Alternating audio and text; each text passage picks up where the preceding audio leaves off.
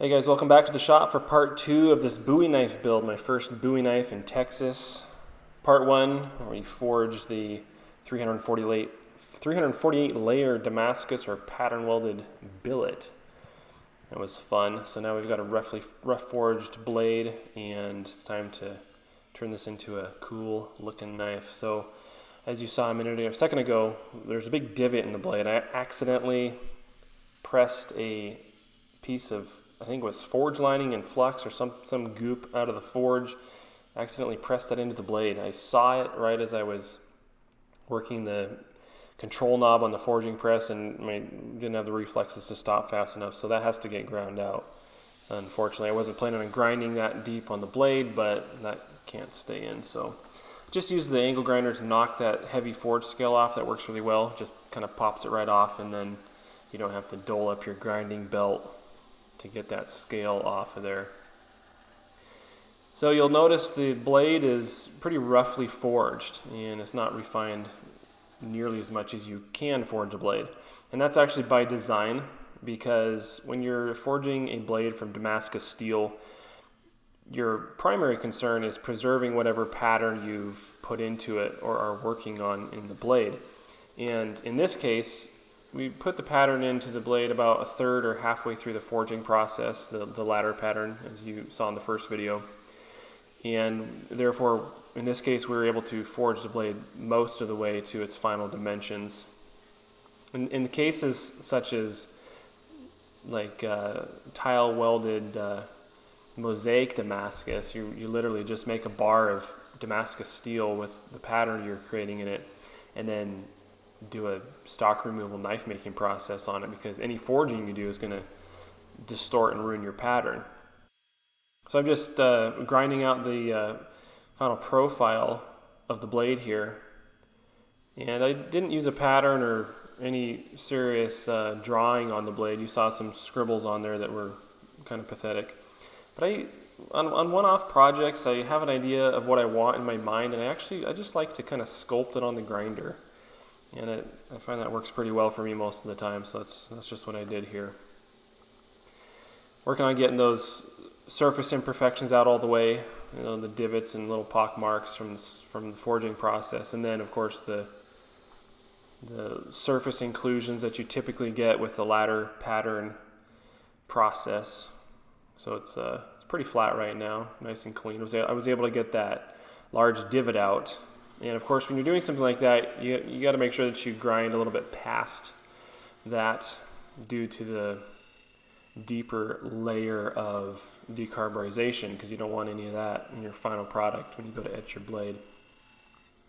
So I haven't used this disc grinder hardly at all in my knife making, but I'm planning on doing more of it. And one application here is getting a nice, clean, crisp 90-degree spine on the blade. And since the sides of the blade are mostly flat, I'm able to do that here and get a pretty close to 90-degree spine. And then I'm going to come back and flip it up on the spine and grind the sides of the blades here like this. And that way everything will be very close to perfect, nice and perpendicular there. So you're working off of a flat, true surface to create another flat, true surface. And it really wasn't necessary to do this much flattening on this particular blade, partly because it does have a distal taper in it. And that's on purpose. I forged in a distal taper so that we didn't grind out our pattern towards the tip or end of the blade in this particular method of making a knife. And so I can't lay this on a flat surface or anything and scribe a center line to grind to, as you would with a consistent thickness on a piece of steel. So it's not as helpful as it could be on some other projects. So normalizing the blade now, that's obviously a very important part of the process. In the first cycle here, bring it up to 1600 degrees, make sure it's up to temperature, and let it cool and still air. And of course that puts everything back where it needs to be in the steel, relieving stress from forging, which of course in Damascus steel especially, there's going to be large amounts of that. Of course, I do more than one thermocycle. I do a normalizing cycle and then 3 more thermocycles, which refines the grain and improves the quality of the steel after the forging process. And there we have the blade. So we're about a third of the way through the heat treating process now. And it's time to clean up some shoulders on the ricasso and the tang area while the steel is still relatively soft and workable in the pearlite state that it's in right now. Here I am scribing a little center line right up by the plunge line, and I'm not going to do that all the way down the center of the blade. That just gives me a starting point to work towards, and then I have to follow that through down the edge of the blade. Now the disc grinder doesn't make a very good tool for making precise angles or anything on that ricasso area, but just kind of clean it up and then I'll file them in. So you can see where I filed the shoulder on near where the plunge line will start, and I actually came back and put a radius in there with the chainsaw file. I didn't show that, but it looks the corner looks pretty sharp right here because it is, but I fixed that. And then cleaning up the shoulders on the ricasso and putting a radius there with the chainsaw file. I need to invest in a file guide for this process here, but I am using my vice jaws to a pretty good effect for the same purpose, and just trying to be careful not to file the vice jaws once I get down close to them, but it worked out pretty well. Now, these aren't meant to be final dimensions on the ricasso shoulder and tang and all this kind of thing. Once we complete heat treating, we'll come back and clean those up to the final spot that they're going to be in right before we fit the guard. But I wanted to do as much as I could before the steel was hardened, and it's a little easier to work with right now. So here, obviously, I need to grind off some material on the tang right there so I have a continuous taper, because if I don't have that, fitting the guard on there is going to be, well, impossible actually. So I'll make sure that's in place before we heat treat the steel, of course. Now, I can come back and soften the tang and even the spine on this, but that won't be until after the blade is completely done, etched, and so forth. If you do that before you etch your blade, it will ruin the etch on the blade and leave a different appearance where it's been softened or tempered out more, which obviously you don't want that on the blade. So making sure I have a continuous taper on the tang in this direction as well. So now we can rough grind the blade. And is this absolutely necessary? Probably not. I prefer to.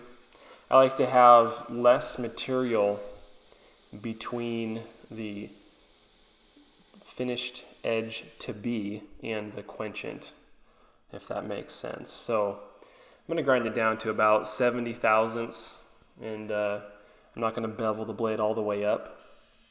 That still leaves plenty of material to take off after the heat treating process is complete, to make sure that we grind off all the decarburized steel, which also will negatively affect our etch on the final product and mess up our pattern. So there you have it. Obviously there's still quite a bit more material to take off there, but nice uniform grind and a little bit thinner steel to quench effectively. That's what I like to do. It's how I like to do it. So I had to refill my quench tank here after the move, and that is Parks 50. It's in a different bucket for storage, but Parks 50 quench oil. So waiting for the kiln to heat up before we quench, and grab a chunk o' brass. That's a technical term. We're gonna make the guard out of that. Measures an inch and actually like 4 thousandths wide, so I'm going to use 502 thousandths on the calipers and scribe a center line And this is not meant to be precise. This just gives me a basic layout of where I'm going to start the tang slot. And I obviously won't be finishing the dimensions on that until after the blade is completely finished and ready for fitting the guard to, so that we actually are fitting it to what we're supposed to be. But I'm going to start that process now while I have a few minutes, and that gives me a center line and the outer dimensions of the notch or the slot. So the blade is just, I think, 2 or 3 thousandths thicker than 3/16 right now, which is a good thickness. I'm happy with that. 3/16 is 187 thousandths, and so I'm using a drill bit that is smaller. Obviously, it's not it's not 5/32.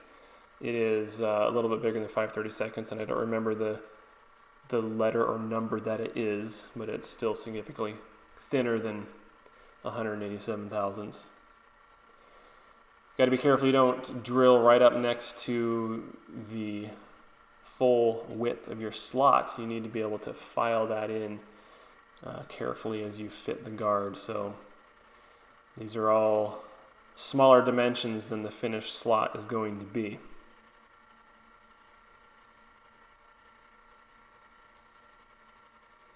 So that's just what I'm checking right here to make sure that I haven't drilled too far out, too close to the finished dimension. Use a little Dremel rotary tool here with the carbide router tool. Now, when you're using something like this, it works a lot better to kind of poke away at the material with the end of the bit instead of trying to cut it with the whole side of the bit, if that makes sense. Like sticking the whole bit in the hole and then trying to cut straight down, it doesn't work very well. So kind of nibbling away at it with the end of the bit, and that works a lot better. Get that cleaned out. This is a time saver, let me tell you. I enjoy having one of these tools. They're not precise, but they are a time saver, and then you come back with a file and some care and get a nice tight fit. So my small rough file does not fit. I have finer files that are smaller, but they take too long. So use a little chainsaw file here. That'll fit into the round hole, and you just file sideways and create a slot that's particular width, and then come back with a flat file out those little hills and valleys in the side there.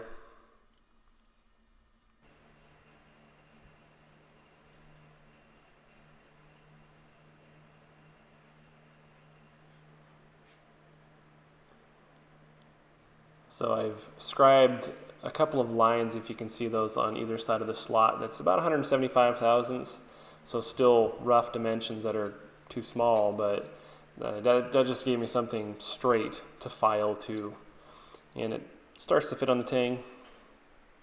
And we'll complete that once the blade is ready to have a guard fitted to it. So now it's time to harden this steel, turn it into something that will actually cut, be used as a knife. Heating up the quenching oil here. The operating temperature for this oil should be about 130 to 150 degrees, so warming that up a bit here. And here's the quench.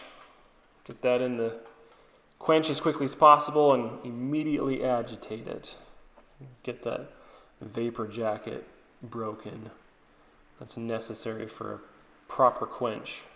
So you'll notice I don't leave it in there very long. What I'm looking for is the blade to have a wet appearance over across the entire surface and not any spot where the oil evaporates, which I just saw there. So I got it back in the oil a little bit.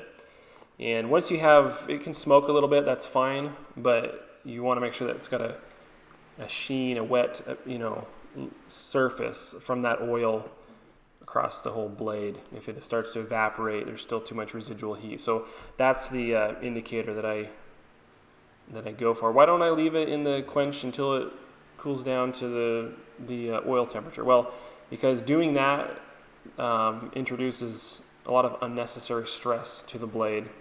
All we need to do is, and it also limits your ability to straighten the blade as it cools down. All we need to do is cool it from austenizing temperature down to about 800 degrees. And that has to happen in less than a second for this steel. And once that happens, it can cool down at a relatively slow rate. And so we're just cooling it down to where there's not too much heat left in the blade, so we don't over temper it on accident. And then as it cools down, I'm able to keep an eye on the straightness. And especially with Damascus steel, when you have the different steels in there, a lot of times as it cools down, it'll kind of start to warp a little bit one way or the other. And you still have that window of opportunity to put some pressure on it and bring it back straight as it cools down. And I'll kind of keep an eye on it and do this until it's down to room temperature. And I can just hold it in my bare hands. And usually by that point, it's safe to let it sit and we'll put it in the tempering cycle. But usually by that point, it's straight as you work with it down to that temperature. So that's a cool thing about this process, and able to keep that pretty straight as we go. The toaster oven here is simply a temporary measure while the kiln cools down enough to temper in the kiln. And of course it's not fitting because it's a big knife. Toaster oven only gets up to about 350 degrees, and this needs to be tempered at 425. So there you go. Hey, oh no, it's over. All right. See you on the next installment, guys. I appreciate you being here. Stay tuned for part 3. Thanks for watching. We'll see you on the next video.